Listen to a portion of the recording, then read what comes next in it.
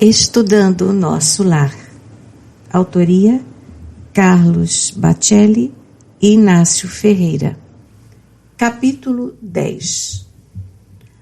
A propósito, Odilon, acentuei, não desejando mais tomar o seu tempo, nem o de Modesta, que sei ser muito precioso. Fique à vontade, doutor. Você se recorda de uma entrevista concedida por André Luiz, através dos médiuns Chico Xavier e Valdo Vieira, que saiu no primeiro número do Anuário Espírita em 1964? Não me recordo. Os temas que então foram abordados são interessantíssimos. Com a consideração feita por você sobre a reencarnação, lembrei-me dela de imediato. Lá embaixo, muita gente anda falando e escrevendo do que não sabe. Inácio, interveio Modesta interessada. Eu também não me lembro da entrevista a que você se refere. Foram 32 perguntas, abordando os temas vida no espaço, sexo, reencarnação e atualidades. Já que estamos dispostos a estudar, se vocês me permitirem, gostaria de citar 2 perguntas, cujos assuntos estão interligados e são de nosso imediato interesse. Na questão de número 12, indagaram: as funções reprodutoras do sexo se destinam somente à vida na Terra? A resposta sucinta nos induz a inúmeras reflexões. Em muitos outros orbes, compreendendo-se, porém, que mundos existem nos quais as funções reprodutoras não são compreensíveis, por enquanto, na terminologia terrestre. Tem gente que acha que sexo é coisa de mundo primitivo. Eu já ouvi até gente dizer que o espírito assexuado, um disparate. Na célebre questão e número 200 de O Livro dos Espíritos, próprios espíritos disseram que não tem, e como os homens o entendem. Eles não disseram que são assexuados. A sexualidade está implícita na criação. Os seres vegetais e animais se reproduzem. As células procriam e arriscaria dizer até os átomos. A sexualidade é manifestação que tende a sublimar-se, elucidou Odilon cauteloso. A comunhão espiritual entre 2 pessoas é permuta de afeto. Amor é reciprocidade. Entre a terra e a semente ocorre o fenômeno da complementação natural, sem que a rigor se possa dizer em qual existe maior entrega. A pecaminosidade do sexo não está no sexo em si, pois tudo que Deus criou é sagrado. Ainda na aludida entrevista, argumentei, foi perguntado a André Luiz se os perispíritos das entidades espirituais que se localizam nas vizinhanças da Terra conservam o órgão do aparelho sexual humano. A resposta denotou surpresa do ilustre entrevistado. Sim, e por que não? O órgão sexual é tão digno quanto o olho, e como não se deve atribuir ao olho os horrores da guerra, o órgão sexual não pode ser responsável pelo vício. Ficou mais do que claro, ponderou Modesta. Virtude e vício são pertinentes ao espírito, e não ao que se quer inculpar, na tentativa de eximir-se de responsabilidade. Tem-se a impressão de que o homem deseja inculpar o Criador pelos desvios que comete em matéria de sexo, não é? E os que ele comete, então, valendo-se das mãos para surrupiar e por vezes matar. Da boca para espalhar a maledicência. Dos olhos para destacar apenas o que é negativo. A raciocinar assim, para não errar, o homem teria que viver sem corpo, porque amputando todas as partes que lhe são causas de escândalo, o que sobraria dele? O corpo, por mais animalizado, é uma bênção para o espírito, que caso não reencarnasse, não encontraria meios de evoluir. Sem reencarnar, o espírito não lograria a consciência de si mesmo. O corpo físico é o cadinho em que ele se retempera. Aproveitando este seu comentário, Odilon, deixe-me destacar a segunda questão das duas que inicialmente mencionei a vocês. É a de número 21. A reencarnação é lei imperativa em todos os orbes do universo? Eis aí, Inácio, algo que eu gostaria muitíssimo de ter lido em alguma publicação espírita confiável. Infelizmente, quando encarnada, não tive acesso às páginas do anuário de 1964, já estava muito doente e desencarnaria no mesmo ano. Veja então a resposta. Mais razoável dizer que a reencarnação é princípio universal, compreendendo-se que existem esferas sublimes nas quais a reencarnação, como recurso educativo, já atingiu características inabordáveis ao conhecimento humano atual. Que síntese fantástica! A reencarnação como princípio universal. E nas esferas sublimes também se reencarna, frisei com incontida euforia. Logo emendou Modesta, sem esperar por mim, ocorre gestação. Não sabemos por que processo, mas ocorre. A fecundação, a gestação, enfim, todo o processo da reencarnação. Com a devida vênia espiritual, falou o instrutor sempre respeitoso. Consideremos o caso do Espírito de Jesus. Ele não reencarnou na Terra. Concordam? Jesus encarnou, pois que nasceu homem entre os homens uma única vez. A sua evolução, feita em linha reta para Deus, concordando com o parecer de Emmanuel a respeito, se deu em outros orbes, inclusive fora do nosso sistema solar. A palavra dele no Evangelho de João, capítulo 8, versículo 58, é um atestado da realidade da reencarnação. Antes que Abraão existisse, eu sou. Ora, sou onde? Não é? Se a terra nem existia, rematei reticente. Jesus era um extraterreno. Isto foi dito por ele mesmo, concordou Modesta. O que não quer dizer que tenha chegado à terra de disco voador. Não, Inácio, você sabe que em minha palavra não há tal conotação. Sei, mas é bom que deixemos as coisas claras. Jesus era um extraterreno no sentido de que foi gerado fora da Terra, que de fato sequer existia. Agora vejam a evolução do espírito do Divino Mestre. Segundo estimativas, o espírito humano está lidando com a razão há cerca de 40 mil anos. Antes era a princípio inteligente.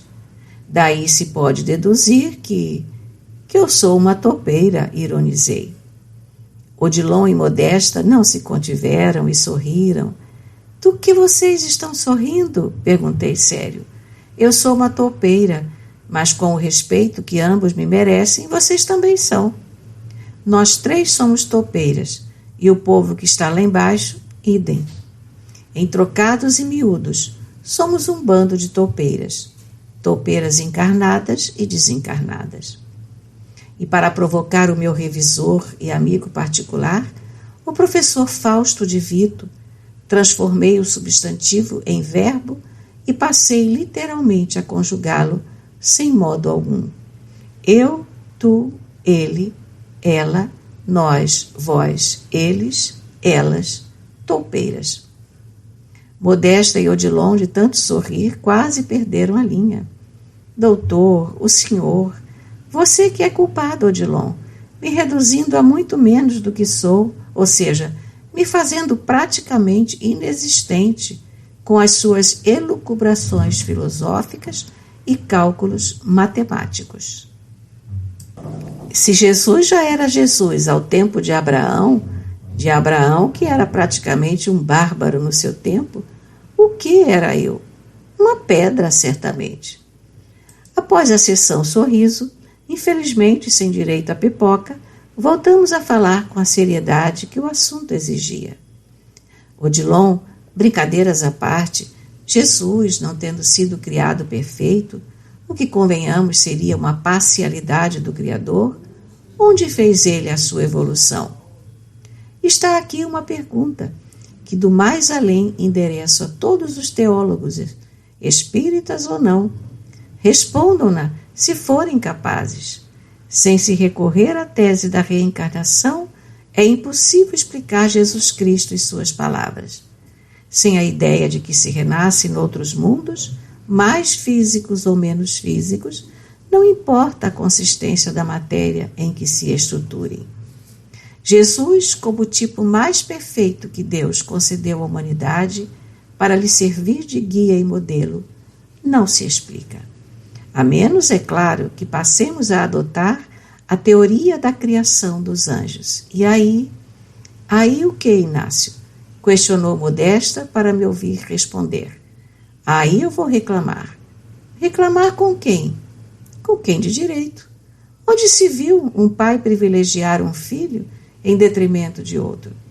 Eu sofrendo para deixar de ser Inácio, e um dia, no fim da eternidade, me transformar em anjo, e alguém já saindo com asas da casca do ovo. Todos os espíritos, porém, são criados simples e ignorantes, elucidou Odilon. Se assim é, e sabemos ser assim, em Jesus Cristo a reencarnação se confirma. Jesus empreendeu a sua trajetória evolutiva no seio de outras humanidades, e não foi por outro motivo que ensinou: há muitas moradas na casa de meu Pai. A ideia da reencarnação, doutor, transcende o aparecimento de qualquer religião na Terra. Nasceu concomitante com a crença na imortalidade. Trata-se de algo imanente, como a ideia de Deus na criatura humana. Dizem que a reencarnação é uma tese criada por nós, os espíritas. Errado. A crença nas vidas sucessivas é anterior ao brahmanismo, que floresceu na Índia védica. Ninguém sabe de que cérebro humano ela emergiu primeiro.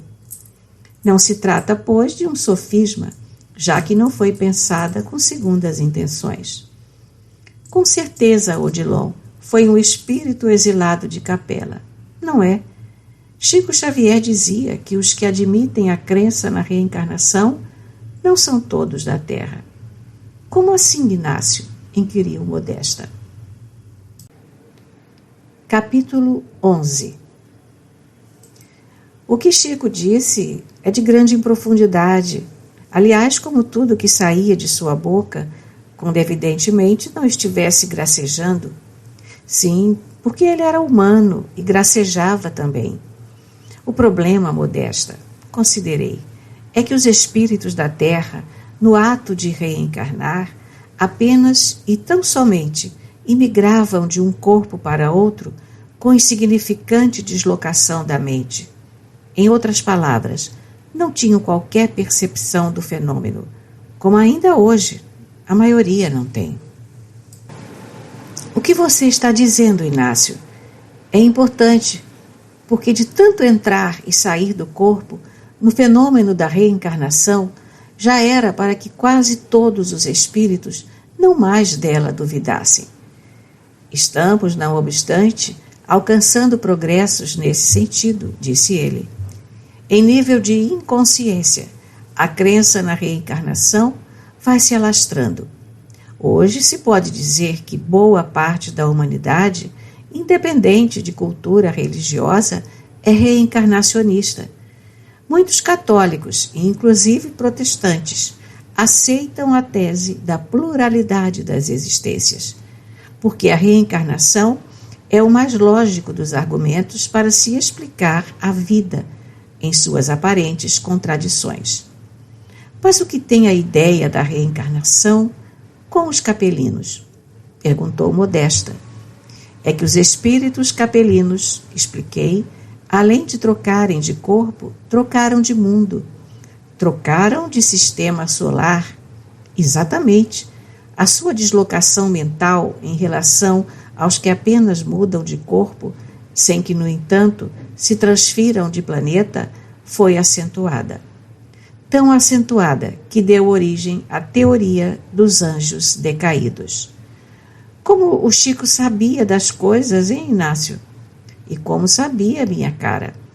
Ele foi à terra, sentiu o ambiente, disse o que podia ser dito e veio embora, trazendo de volta consigo muita coisa que, infelizmente, não estávamos em condições de assimilar. Por este motivo, Neio Lúcio, conforme já mencionamos, comentando o conteúdo do livro Nosso Lar, escreveu: "E creiam que as narrativas são pálidas no confronto com o real." E são mesmo. E por muito tempo ainda haverão de continuar sendo, repliquei. Veja você que quando conseguimos avançar um pouquinho, ou às vezes não significa nem avançar, mas simplesmente por dizer as coisas com maior clareza, somos rotulados de mistificadores. Daí, doutor, interveio Odilon, a necessidade de se ir dosando o conhecimento, não é? Concordo em parte, porque também não podemos deixar de atender aqueles que sinceramente que estão empenhados em aprender. Sim, mas estes sempre haverão de correr atrás, não se contentando com a mesmice em que tantos se satisfazem. Em que tantos fazem questão de se satisfazer, Odilon, retruquei. Você sabe que, infelizmente, muitos querem simplificar para atender a seus próprios interesses na lei do menor esforço. Sobre a tese da reencarnação no mundo espiritual que levantamos nos livros de nossa lavra, muitos são contrários a ela, porque não querem continuar renascendo. Consideram que já é muito reencarnar na Terra. Pausei por instantes e prossegui. Pude constatar pessoalmente o que digo. Os mais ferrenhos adversários da tese argumentam que não admitem a possibilidade de continuar morrendo indefinidamente, pois se já morre o suficiente na Terra, por que ainda morrer nos planos espirituais? Inácio, eles não entendem que o corpo espiritual está para nós como o corpo físico está para eles. Entendem sim, Modesta. Muitos entendem, mas se fazem de desentendidos. A conversa entre nós, embora extremamente proveitosa, se alongara em demasia e precisávamos encerrar. Despedimo-nos, com a expectativa de breve reencontro, quando nos reuniríamos para dar início aos estudos concernentes a certos tópicos de nosso lar.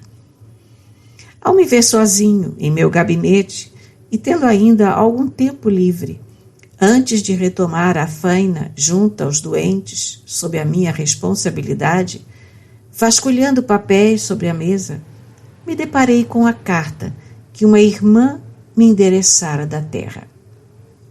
Doutor Inácio, escrevera ela, fico encantada com o seu amor aos animais. Verdade mesmo que os animais também sobrevivem à morte do corpo?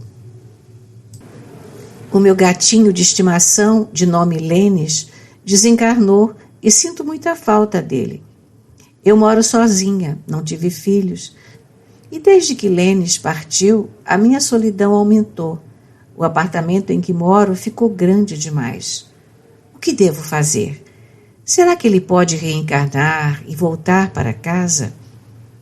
É verdade que os animais de estimação tendem a reencarnar junto a seus antigos donos? Responda-me, por favor. Beijos. Querida Yara, comecei a responder, a gentil missivista. Agradeço as palavras carinhosas que não mereço. Graças a gente como você, é que me sinto encorajado a prosseguir na luta sem quartel, travada entre os dois planos da vida. É verdade, sim, minha cara. Qual nos acontece, os animais também sobrevivem à morte do corpo. Aliás, nada desaparece para sempre, nem um simples átomo. Compreendo a sua solidão. Não raro, eu também experimentava a angústia de não ter ninguém para conversar. Como eram longas aquelas noites. O domingo, para mim, tinha a duração de quase uma semana, pois era o dia em que eu mais permanecia ocioso. A ociosidade é a provação voluntária que o espírito precisa combater, sob pena até de se habituar a ela. Neste outro lado da vida, conheço espíritos que se acostumaram tanto ao tempo vazio que hoje não sabem aproveitar a bênção dos minutos e das horas. Sim, o Lênis poderá reencarnar e com certeza o fará na primeira oportunidade. Afinal de contas, embora a castração geral a que os felinos estão sendo submetidos por aí, sempre um ou outro mais assanhado há de escapar e aprontar das suas com as gatinhas da vizinhança. É possível, pois, que o seu Lênis, novamente engatado, ou melhor, devidamente encarnado, venha a ser esquecido por alguém à porta do prédio em que você mora. E com a sua sensibilidade, tenho certeza, você conseguirá identificar o miado dele entre milhões de outros miados, não importando, inclusive, se ele tiver trocado de corpo, e em vez de macho, for uma linda fêmea. Você não é uma mulher preconceituosa, é? Os animais também não são. Preconceito, por incrível que pareça, é coisa de gente, não de animal. A esta altura, sinceramente, eu nem sei quem é mais gente ou bicho, se os homens ou os animais. Sim, respondendo a mais uma de suas perguntas, os animais, quando são amados, tendem a voltar para a companhia de seus antigos donos. O amor é algo a quem ninguém resiste. Concorda? Em sã consciência, quem é que dispensa um cafuné? Nem um bichano, ou principalmente um bichano. Eu tive vários que, quando não estavam sendo acariciados por mim, viviam ronronando entre as minhas pernas. Lembro-me, por exemplo, de Sônia. Era uma gatinha especial que dormia enrolada aos meus pés. A carência de um se juntava à carência de outro e, como resultado, dava carência ao quadrado. Sônia era tão ciumenta. Ah, meu Deus, o que há de ser quando ela reencarnar mulher? Que não permitia que nenhuma outra gata, ou mesmo gato, subisse na minha cama. Era a briga na certa. E Sônia tinha umas garras afiadíssimas. Já tive vontade de saber por onde ela anda agora, mas sinceramente tenho medo. Vamos que ela tenha se transfigurado numa morena atraente, dessas que são irresistivelmente fatais. Estou brincando, mas nem tanto. Afinal, ninguém sabe quando o princípio inteligente dos animais começa a se metamorfosear em gente. Tomara que nenhum doutor da lei, travestido de espírita, venha apontar nesta missiva ingênua um crasso erro doutrinário. Ultimamente, Yara, eu não posso nem mais exercitar a minha vocação para palhaço, que logo aparece alguém me rotulando o espírito disto ou daquilo. Mas deixemos isto para lá. Outra hora eu prometo desabafar com você. Agora, aceite um conselho meu. A minha casa, também um sobrado, era muito espaçosa para mim. Quando, no entanto, percebi que não estava destinado a ser pai em minha derradeira existência no corpo, sabe o que eu fiz? Com um grupo de amigos abnegados, fundei um lar para crianças, o Lar Espírita, em Uberaba. Adotei como sendo minhas aquelas meninas todas. Toda criança que, por este ou aquele motivo, lá ia morar conosco, passou a ser minha filha. Os meus dias, então, se transformaram. Eu não mais tinha tempo para pensar em solidão. Chegamos a ter mais de 50 crianças no lar. Eu, que não tinha uma família propriamente minha, de repente me vi sem tempo para mais nada, tendo que me dividir entre os doentes internados no sanatório e aquelas meninas que queriam o meu colo, a minha mão, a barra da minha calça, e que me chamavam de papai, e, por vezes, de vovô. Confesso que não gostava muito quando uma delas me chamava de vovô. Não gostava, mas como todo avô, me derretia todo. Talvez, com as dificuldades da vida atual, sei que a coisa anda um pouco mais feia por aí. Você não possa fundar uma instituição semelhante a tantas outras que cuidam de crianças esquecidas pelos pais, ou mesmo uma casa de amparo aos idosos que a família marginaliza.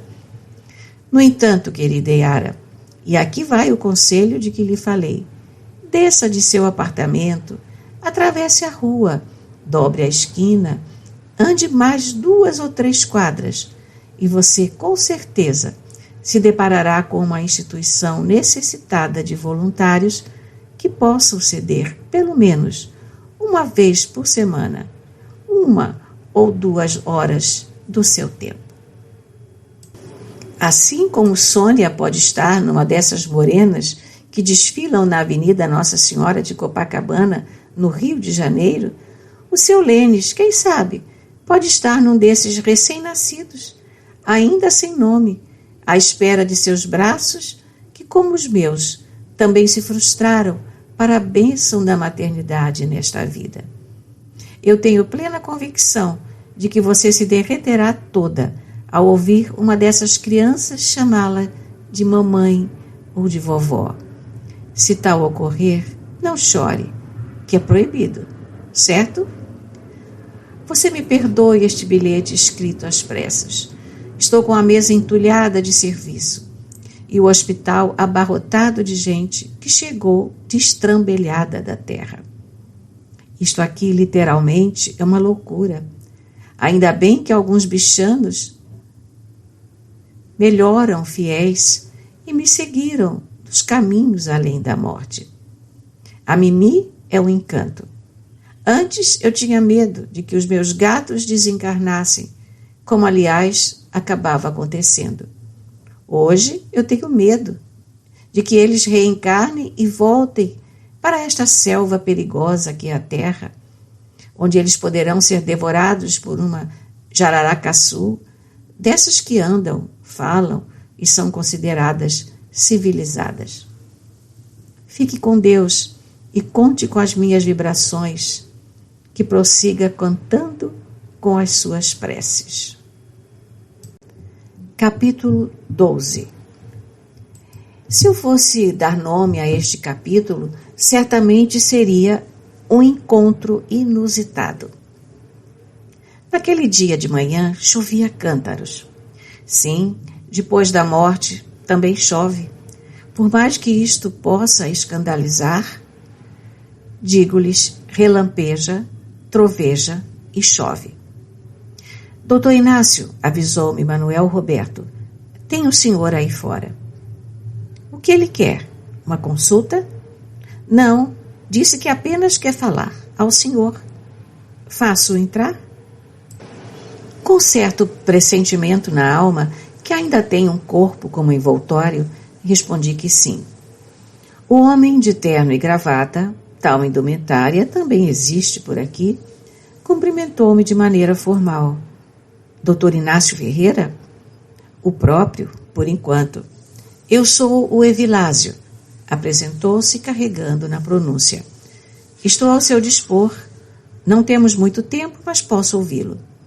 Sou recém-chegado por aqui, doutor. Parece-me muito bem. Faz quanto tempo que deixou a carcaça? Há 1 ano e 3 meses. Meus parabéns. Eu sou espírita e isto ajudou muito. Quando não atrapalha, ajuda. Antes de desencarnar, tive a oportunidade de ler os seus 3 primeiros livros mediúnicos, Sob as Cinzas do Tempo, Do Outro Lado do Espelho e Na Próxima Dimensão. Fez uma pausa estudada, suspirou e prosseguiu. Parei por aí. O senhor até que foi longe. Eu era diretor de uma federação, disse, arrumando o corpo na poltrona. Desconfiava. Critiquei muito as obras do senhor. Fiz campanha contra elas. É um direito que lhe assiste. Tomei a iniciativa de vir aqui para saber se o senhor é o senhor mesmo. Simulando olhar ao redor, vasculhando o ambiente, respondi: só nós dois estamos aqui. A sala, aparentemente, está vazia. Não sou vidente. O senhor é o senhor mesmo? Como? É o senhor, o doutor Inácio Ferreira, que escreve aqueles livros? Até prova em contrário, sim, sou eu. O senhor não é o Ignácio? Nasci Ignácio, mas vivi e morri Inácio. Eu não estou entendendo. O senhor de fato me parece tão irônico quanto o outro. Não, eu sou um pouquinho mais. Quando está chovendo assim como hoje, eu fico mais calmo, sabe? Adoro chuva. Chuva neste outro lado. Que absurdo! O senhor é contra Deus? Não foi o que eu quis dizer, mas imagine chover, ainda mais a cântaros, no mundo espiritual. Tem região em que neva, verdadeiras nevascas. O senhor admite que possa estar errado, doutor? Perguntou-me. Sobre o que escreve em seus livros que estão causando uma verdadeira arruaça no movimento. Ah, sim, admito. Estou longe da verdade, da qual, pelo que vejo, o senhor deve estar perto. Para mim, a verdade está com Kardec e com mais ninguém. Para mim também, primeiro com Jesus e depois com Kardec. Ah, e com Chico Xavier. Chico era um médium incomum. Não sei, não. Por onde é que ele anda? Para eu comprovar se de fato ele é a reencarnação de Kardec. Não tenho o endereço dele, não. O senhor precisa parar de escrever que ele é o codificador. Não tem nada a ver. E não acrescenta. Esta é a sua opinião, mas entre ela e a minha, eu fico com a minha. E o médium pelo qual o senhor escreve? O que tem ele? Perguntei. Filtra tudo direitinho? É fiel? Infalível não é, mas não tenho, não, que me queixar. Dá para o gasto. Não muda nada de seu pensamento? Às vezes estamos achando que é o senhor e é ele. Não, assumo, sou eu mesmo. Estou aqui, doutor, representando muita gente. Gente que gosta de atuar nos bastidores, não é? O que quer dizer com isto? O que disse? Não fui claro? O senhor parece não ter medo de nada. Engano seu. Tenho medo, sim. O que teme? Só a mim mesmo, meu caro. Eu sou um perigo. Vivo aqui sob o controle de muita gente. Se dependesse apenas de mim, quem o controla? Olhe, é tanta gente que nem sei. Quer dizer que tudo que escreve ainda passa por um crivo? Infelizmente, passa. Os meus revisores, do lado de cá, são extremamente rigorosos. Benevolentes, mas rigorosos. Não me dão moleza, não. O senhor fala gírias? Falo gírias e outras coisas mais. O meu vocabulário é bem diversificado. Mas o senhor é um mentor? Evilásio. Evilásio, doutor, por favor, corrigiu-me, com S e acento agudo, no A. Eu sou mentor do prato de arroz com feijão que como todo dia. Mas espírito que escreve para a terra é quase tudo gente, como os médiuns mesmo, e vocês também. Ou não? O senhor não tem papas na língua? Eu não tenho papa em lugar nenhum, meu filho, nem no Vaticano ou nesta ou naquela federação. Graças a Deus, eu sou livre. Não faço conchavos, não negocio, não bajulo.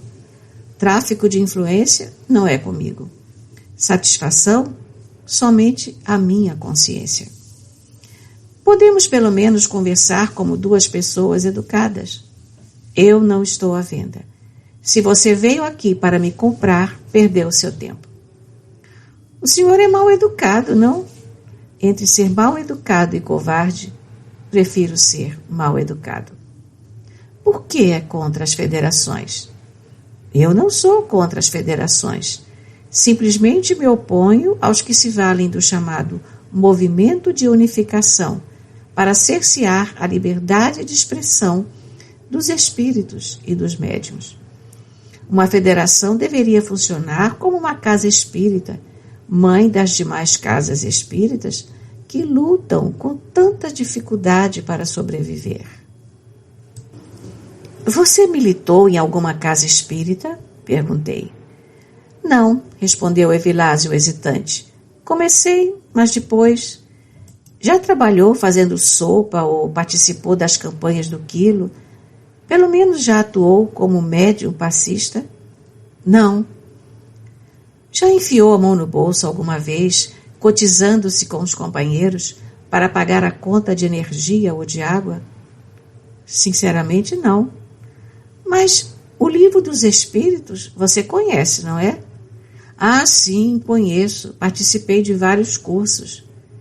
E o Evangelho segundo o Espiritismo, na prática? O confrade, perdendo a pose, começou a pensar. Você me desculpe, porém tenho mais que fazer, disse levantando-me. O senhor então vai continuar escrevendo? Continuou, por último. Eu não sou homem de me intimidar, meu caro. Passar bem. Capítulo 13. Finalmente, chegara o dia de nosso primeiro painel de estudos sobre os temas do livro Nosso Lar.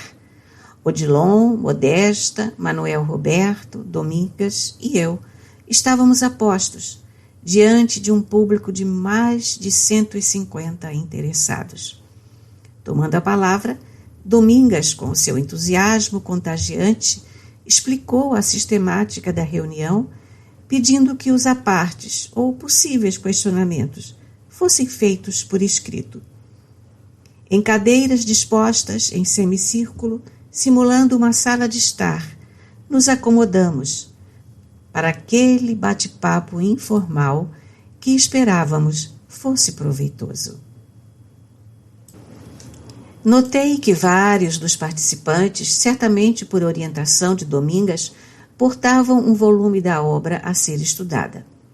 Aqui, no resumo que apresento, dispensar-me-ei de transcrever o resultado dos estudos que efetuamos sobre o primeiro capítulo de Nosso Lar, já que, como os nossos irmãos devem se recordar, o fizemos páginas atrás, quando então Domingas sugeriu que estudássemos todo o livro. Passaremos, pois, de imediato ao segundo capítulo, que descreve o encontro de André Luiz com Clarencio. Doutor Inácio, disse Domingas, este capítulo de Nosso Lar é repleto de informações explícitas e implícitas, de grande importância. No entanto, poderíamos iniciar com o que nos deparamos no segundo parágrafo. E leu. Para quem apelar? Torturava-me a fome, a sede me escaldava, comezinhos fenômenos da experiência material patenteavam-se-me aos olhos.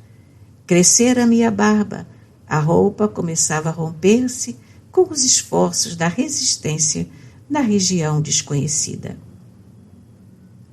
É evidente, comecei, que não se trata de uma figura literária do autor desencarnado. O espírito, após o seu desenlace, experimenta, na maioria das vezes, sensações físicas idênticas às que experimentava no corpo que deixou. Sede, fome, frio, cansaço, sono. Em O Livro dos Espíritos, quando escreveu um ensaio teórico sobre a sensação dos espíritos, Kardec considerou: liberto do corpo, o espírito pode sofrer, mas esse sofrimento não é o mesmo do corpo. Não obstante, não é também um sofrimento exclusivamente moral, como o remorso, pois ele se queixa de frio e de calor. Compreendamos que Kardec não pôde avançar mais. Mas deixou claro aí, não é, doutor? Comentou a própria Domingas. Não é também um sofrimento exclusivamente moral. Não, não é. As necessidades, se assim posso me expressar, embora sejam fictícias, são para o espírito necessidades reais. Fictícias ou ilusórias são as nossas próprias necessidades, quando no corpo carnal. Exatamente, a imperfeição espiritual nos cumula de necessidades supérfluas, completamente dispensáveis, que iremos gradativamente dispensando ao longo da evolução, ponderou Modesta. As nossas necessidades aqui, no mundo espiritual, já sofreram certa redução e nas dimensões superiores se reduzirão mais ainda, ao ponto de determinados órgãos, por dispensados de suas funções, desaparecerem. Que interessante, exclamou Domingas, satisfeita com o resultado daquele diálogo. Um pouco mais adiante, frisei, neste segundo capítulo, no 6º parágrafo, André Luiz considera textualmente: persistiam as necessidades fisiológicas sem modificação. O auditório estava em suspenso. O que os nossos irmãos encarnados devem subentender aqui, ao lerem esse trecho? Perguntei. Doutor, respondeu Manuel, o que está escrito, não? Que a gente vai ao sanitário, não é, Manuel? Todos sorriram. Uai, vocês não vão? Questionei provocativo. Não existe sanitário nas casas onde moram? Fiz ligeira pausa e brinquei. Ufa, que calor! Estou transpirando, Domingas. O perispírito possui glândulas sudoríparas ou estarei delirando? Estas duas colocações, opinou Odilon, isoladas do texto do 2º capítulo de Nosso Lar, remete o leitor a profundas reflexões em torno da constituição do perispírito. Como também, disse Manuel Roberto, o fato de André Luiz ser retirado do umbral. Que começa na terra mesmo, enfatizou Modesta. E isto, concordei. Aliás, dizia Chico que o umbral começa dentro de nós mesmos. Não se trata de uma região alhures.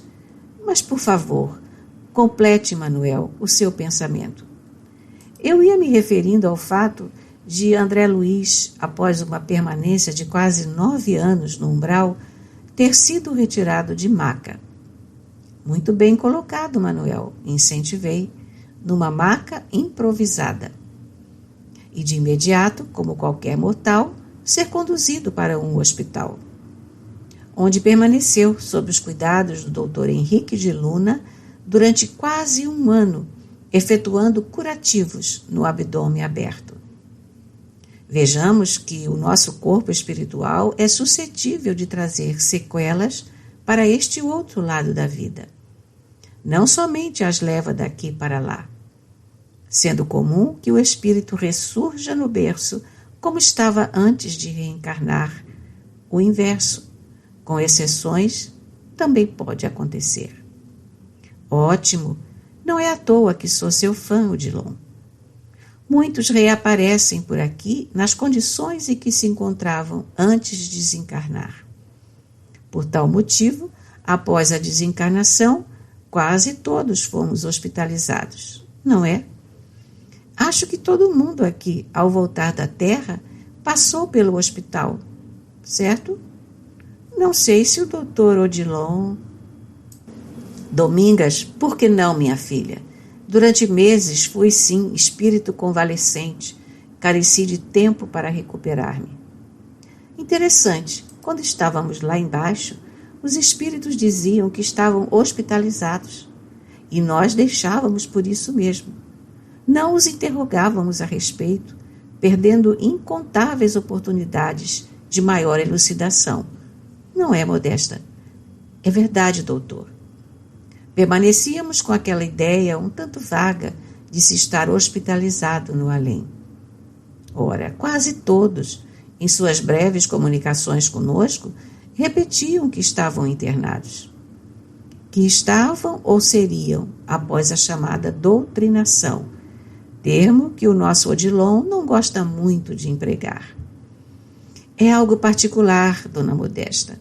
Prefiro o diálogo fraterno, já que não estamos em condições de doutrinar sequer a nós mesmos. Espontaneamente, o pessoal aplaudiu, deixando o amigo desconcertado. Mas falávamos sobre o perispírito. Saí em defesa de Odilon, que se sentira constrangido. O desconhecimento da natureza do corpo espiritual nos induz a equivocadas deduções sobre o mundo espiritual. Lógico, quando estamos lá embaixo, pois aqui a história é outra. Pelo menos, para a maioria, a história é outra. Eu não sei bem se para a maioria, doutor Inácio, comentou Domingas. Mesmo aqui, existe resistência voluntária à realidade.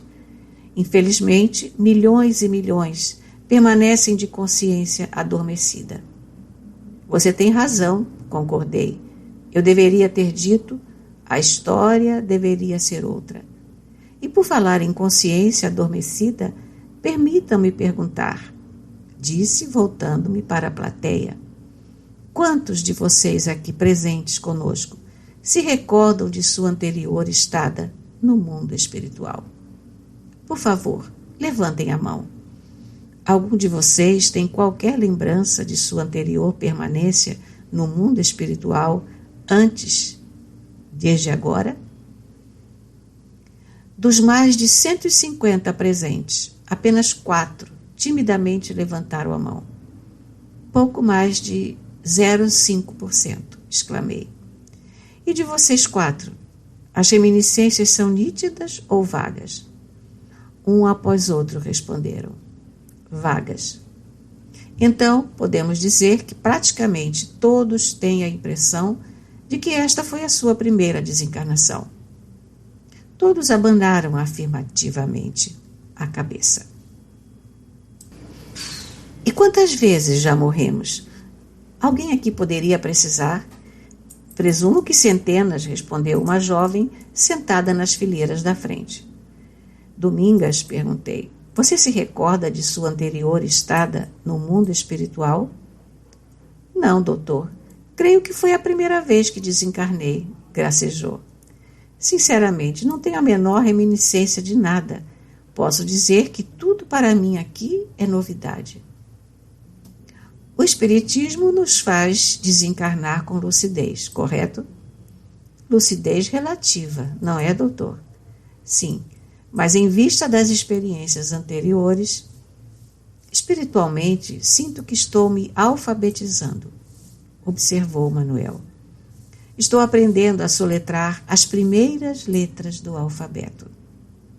Vejam, disse, André Luiz não era um espírito qualquer, concordam? Ele era e continua sendo um cientista humanitário. O que sobra para nós outros, hein, doutor? Ele saiu de marca do umbral. Tem gente, principalmente espírita, que acha que vai sair volitando. Capítulo 14. O mundo espiritual, opinei, tem sido pensado de maneira muito ingênua e mística pela maioria. Concordo, Domingas, porém carecemos de levar em consideração os séculos e séculos de uma doutrina religiosa deturpada, influenciando as mentes. Mesmo o espírita, por vezes, pensa na vida de além-túmulo com a cabeça do católico. Refiro-me ao catolicismo por ser, no Ocidente, a doutrina religiosa predominante. André Luiz, logo após ser conduzido à cidade de nosso lar, ignorando completamente em que lugar se encontrava, perguntou aos enfermeiros que o assistiam: amigos, por quem sois? Explicai-me, em que novo mundo me encontro? Ora, redargui, quantas vezes certamente André Luiz já houvera desencarnado? Qual a razão de sua surpresa? Como desencarnara ele das vezes anteriores? Deduzimos de suas palavras que aquela sua visão de mundo espiritual era absolutamente nova. Salvo o melhor juízo, aparteou Manuel. Outra dedução que o texto nos sugere: nosso lar foi a primeira cidade espiritual erguida nos céus do Brasil. Certo ou errado? Certo, exclamei. É possível até que noutras regiões do espaço geográfico brasileiro existissem esboços de colonização, mas com certeza a cidade de nosso lar pôde ser considerada a capital espiritual do Brasil. Há um trecho da obra que, se me permitissem, gostaria de citar, corroborando o que vocês estão dizendo. Pois não, Domingas. Com voz pausada, a distinta companheira começou a ler. Nosso lar é a antiga fundação de portugueses distintos, desencarnados no Brasil no século XVI.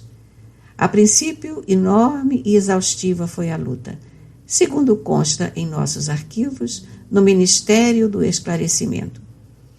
Há substâncias ásperas nas zonas invisíveis, a terra, tal como nas regiões que se caracterizam pela matéria grosseira. Aqui também existem enormes extensões de potencial inferior, como há no planeta grandes tratos de natureza rude e incivilizada. Os trabalhos primordiais foram desanimadores, mesmo para os espíritos mais fortes. Onde se congregam hoje vibrações delicadas e nobres, edifícios de fino lavor, misturavam-se as notas primitivas dos silvícolas do país e as construções infantis de suas mentes rudimentares. Em outras palavras, o espaço geográfico espiritual sob os céus do Brasil era ocupado pelos indígenas desencarnados.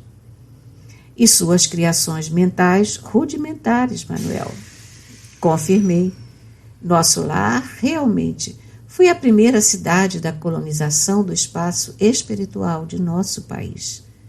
Enquanto no plano material os bandeirantes desbravavam a extensão territorial da nova terra, o mesmo acontecia no plano espiritual. Por este motivo, observou Domingas, tudo era novidade para André Luiz na desencarnação. Será que André Luiz não vivera antes no Brasil? Perguntou Manuel. Quem sabe, Manuel? Respondeu Odilon, tomando a palavra. O problema é que o próprio André, em várias de suas experiências no corpo, não guardou consciência do fenômeno reencarnação-desencarnação. Pode-se dizer, então, que somente quando desencarnou da última vez, ele o fez de maneira mais consciente? É o que claramente se depreende de suas palavras. Amigos, por quem sois? Explicai-me em que novo mundo me encontro. Mas não poderia, por exemplo, doutor Odilon, ele apenas não está se recordando imediatamente do mundo espiritual? André era recém-saído do umbral. Poderia, Domingas. No entanto, é pouco provável que este tenha sido o motivo de seu espanto inicial. Ele não faz perguntas alusivas à cidade. Ele pergunta, em que novo mundo me encontro? A gente precisa refletir muito, comentou Manuel. Daí talvez os espíritos, conversando com Kardec, não terem feito referência à existência de cidades no mundo espiritual. Eles mencionaram a erraticidade. Aliás, termo um tanto quanto vago. Vocês concordam? Perguntei. Nossa, como um assunto vai levando a outro, disse Domingas, com espontaneidade, fazendo o pessoal sorrir. É mesmo, estudar não é brincadeira, não. A gente precisa estar atento. Erraticidade, explicou Odilon, é um termo genérico para designar a situação do espírito que ainda não logrou alcançar a perfeição. Daí a denominação espírito errante? Sim, enquanto não atingirmos o estado de espírito puro, libertos da necessidade de reencarnar, todos, desencarnados e encarnados, podemos nos considerar espíritos errantes. Então, a erraticidade é o mundo espiritual? Indagou Manuel. Com mais propriedade, diríamos que são as múltiplas dimensões, físicas e extrafísicas, que o espírito carece de percorrer em sua carreira evolutiva. Jesus não era um espírito errante? Não, Manuel, não era. Jesus é espírito puro. Quer dizer que todo espírito que ainda carece de reencarnar na Terra ou em outros mundos é espírito errante. Mais ou menos errados, Manuel, ajuntei. Doutor, agora a minha cabeça bagunçou de vez. E a minha também, exclamou Domingas. Gente, é simples. Jesus é espírito puro.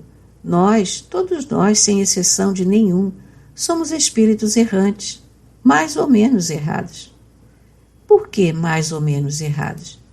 Depende do tamanho do karma de cada um, uai. É simples. Somos espíritos errantes porque ainda sujeitos à lei da reencarnação. Estamos em trânsito para a perfeição. Agora está começando a clarear, falou Manuel. Todo espírito em trânsito é errante? Exatamente. Todo espírito numa condição evolutiva transitória é errante e mais ou menos errado. Eureka, Manuel, gracejei. Finalmente, louvado seja. Aleluia. Doutor, não é fácil entender isso, não, redarguiu Domingas, emendando com uma pergunta. Nosso lar, então, está na erraticidade? Está. É uma cidade de transição. Aliás, como a Terra é um mundo de transição e a própria dimensão em que nos encontramos presentemente. Vocês entenderam? Interrogou Domingas ao público atento. Infelizmente, sim, respondeu o espirituoso jovem lá das últimas fileiras. Pois é, esta é a nossa classificação. Espíritos errantes, mais ou menos errados. Mais para mais do que para menos. Domingas, minha cara, agora fui eu a solicitar. Não complique, deste tamanho está ótimo. E depois de nosso lar, inquiriu Manuel. Enquanto o Brasil era colonizado por terra, os espíritos mais conscientes colonizavam o seu espaço geográfico espiritual e várias cidades foram surgindo. As chamadas bandeiras iam ocorrendo no mundo espiritual? Exatamente. Silenciou por instantes e aduzi. Creio que este comentário seja pertinente. Vocês sabem que quase toda vila ou pequeno povoado se desenvolveu a partir da fundação de uma igreja, não é? André Luiz, referindo-se à fundação de nosso lar, escutando explicações de Lísias, faz observação interessantíssima. Os fundadores da colônia começaram o esforço partindo daqui, onde se localiza a governadoria. Não é curioso? Sem dúvida, concordou Domingas. Podemos inferir de tal informação que nosso lar seja uma cidade espírita? Ecumênica, respondeu Odilon. Em nosso lar existem templos consagrados às mais diversas vertentes do pensamento religioso. Templos católicos, protestantes, espíritas, budistas. Situando-se nas faixas mais altas do umbral, denominadas genericamente de umbral fino, nosso lar, através de seus ministérios, tanto se liga às dimensões inferiores quanto às superiores. Delas, a maioria desce para novas experiências no corpo de carne. Alguns, no entanto, ascendem a regiões onde a vida, por agora, transcende a nossa capacidade de compreensão. O nosso tempo de 1h30 esgotou-se, avisou Domingas. Ah, exclamou o pessoal, que pena. Que alívio, digo eu, brinquei suspirando. Amanhã continuaremos. Não tivemos tempo de nos referir à questão do vestuário, observei. Amanhã retomaremos o estudo falando sobre ela. Como tem gente que, efetuando uma leitura dinâmica sobre uma obra como Nosso Lar, repleta de conteúdo, pode dizer que a conhece. Estamos conversando há mais de 90 minutos e não esgotamos o assunto em torno, praticamente, de um único parágrafo, observou Domingas, dando a reunião por terminada.